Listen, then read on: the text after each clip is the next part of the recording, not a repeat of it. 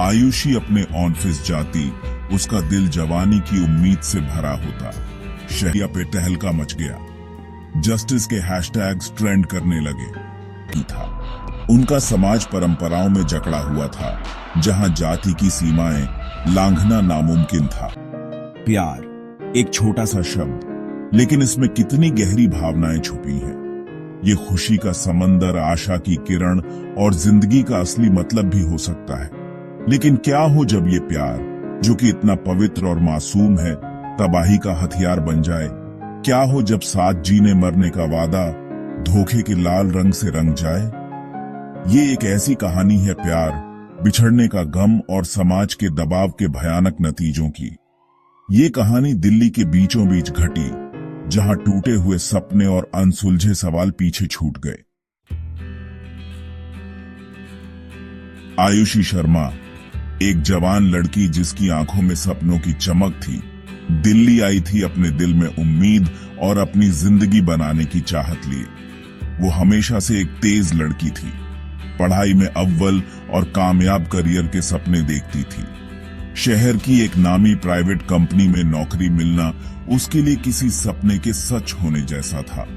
उसे क्या पता था कि किस्मत कुछ और ही सोच रही है, ऐसा कुछ जिससे उसकी जिंदगी हमेशा के लिए बदल जाएगी।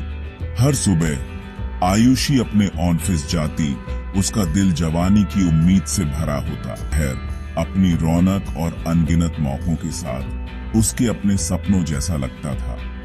वो दुनिया में अपनी पहचान बनाने, अपना रास्ता खुद बनाने की ठान चुकी थी। उसके दिन स्प्रेडशीट्स और प्रेजेंटेशंस में बीतते, लेकिन उसके कदमों में एक नई उछाल थी, एक ऐसा मकसद जो उसके काम से बढ़कर था।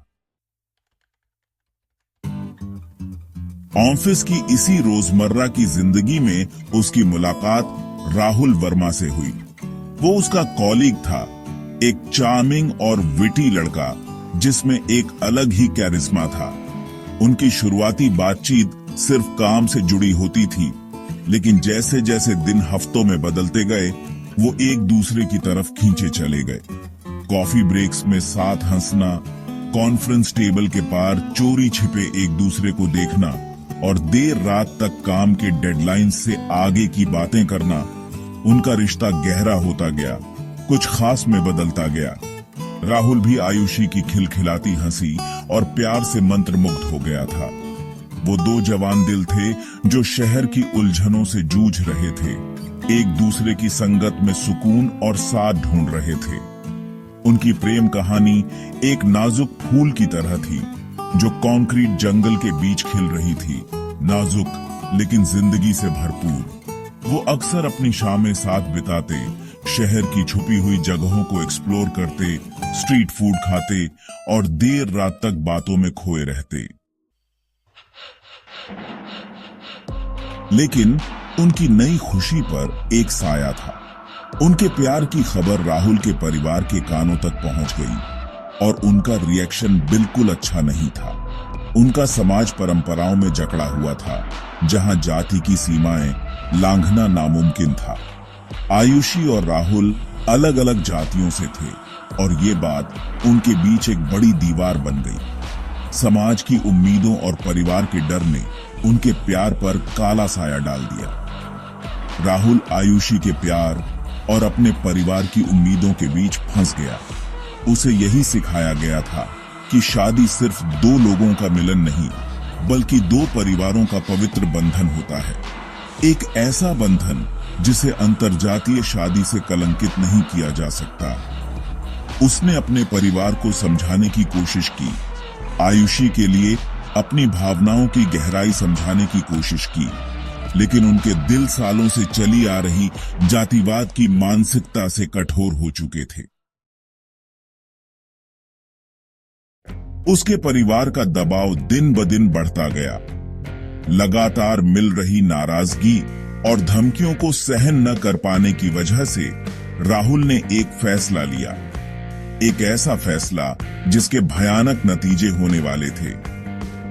उसने आयुषी से अपना रिश्ता तोड़ने का फैसला किया और उसे ये खबर एकदम बेरुखी से सुनाई उसके शब्द कांच के टुकड़ों की तरह आयुषी के दिल में चुभ गए। आयुषी के लिए तो जैसे दुनिया ही खत्म हो गई। जिस आदमी को उसने अपना दिल दिया था, जिस पर उसने पूरे यकीन के साथ भरोसा किया था, उसने उसके सपनों को चकनाचूर कर दिया था। उसके प्यार को समाज ने स्वीकार नहीं किया। इस बात ने उसके दर्द को और बढ़ा दिया। वो भावनाओं के एक बवंडर में फंस गई। टूटा हुआ दिल, गुस्सा, धोखा और अन्याय की गहरी भावना। जैसे जैसे वो अपने टूटे हुए प्यार को समझने की कोशिश कर रही थी, दिन रातों में बदलते गए और नींद गायब हो गई। शहर, जो कभी उम्मीद और नई शुरुआत का प्रतीक था, अब उसके टूटे हुए सपनों की याद दिलाता था। खामोशी चीख बन जाती है कभी कभी। आयुषी का यूं अचानक गायब हो जाना सबने नोटिस किया। ऑफिस से गायब, फोन कॉल्स का कोई जवाब नहीं, घर का दरवाजा बंद। उसके दोस्तों को चिंता होने लगी। जल्द ही उसकी बेस्ट फ्रेंड मीरा ने अलार्म बजा दिया। पुलिस को बुलाया गया। मिसिंग पर्सन रिपोर्ट फाइल हुई और फिर वो मिली, अकेली, बेजान। उसके पास उसकी डायरी आंसुओं और स्याही से भीगी हुई, हर पेज दर्द, रिजेक्शन और बिट्रेयल से भरा। ये खबर जैसे थंडरस्टॉर्म की तरह आई। जो शहर कभी प्यार की बातें करता था, अब इनजस्टिस की चीखें निकाल रहा था। सोशल मीडिया पे तहलका मच गया। जस्टिस के हैशटैग्स ट्रेंड करने लगे। कैंडल लाइट विजिल्स हुए। उसकी कहानी एक सिंबल बन गई। एक फेल्ड रोमांस का नहीं, बल्कि एक ऐसे समाज का जो आज भी जात पात और इज्जत के चेन्स में जकड़ा हुआ है। पुलिस ने इन्वेस्टिगेशन शुरू की। राहुल को बुलाया गया। पूछताछ में उसकी आवाज तो कांप रही थी, पर उसके वर्ड्स कोल्ड थे। उसने सब कुछ डिनाई कर दिया। मैंने बस वही किया जो मेरे परिवार ने कहा, ऐसे बोला जैसे उसे कोई गुनाह ही नहीं किया। लेकिन आयुषी की डायरी कुछ और ही कहानी बता रही थी। जबरदस्ती की, इमोशनल अब्यूज की और समाज के प्रेशर की, जो इतना सफोकेटिंग था कि उसे मौत के मुंह में धकेल दिया। उसके आखिरी शब्द ब्लेम के नहीं, बल्कि एग्जॉस्शन के थे। मैं बस फ्रीली प्यार करना चाहती थी, उसने लिखा था। उसके माँ बाप गम से टूटे हुए अकाउंटेबिलिटी मांग रहे थे। हमारी बेटी मरी नहीं, उसे मारा गया है। खामोशी ने, डर ने, सदियों पुरानी बेड़ियों ने, उसकी माँ ने कहा। उसकी आवाज गम के बोझ तले दबती जा रही थी। केस फाइल हुआ। मीडिया ने स्पॉटलाइट बनाए रखा। और इस लीगल बैटल के बीच आयुषी की कहानी ने एक मूवमेंट शुरू कर दी। युवा आवाजें उठी, बदलाव की मांग करते हुए।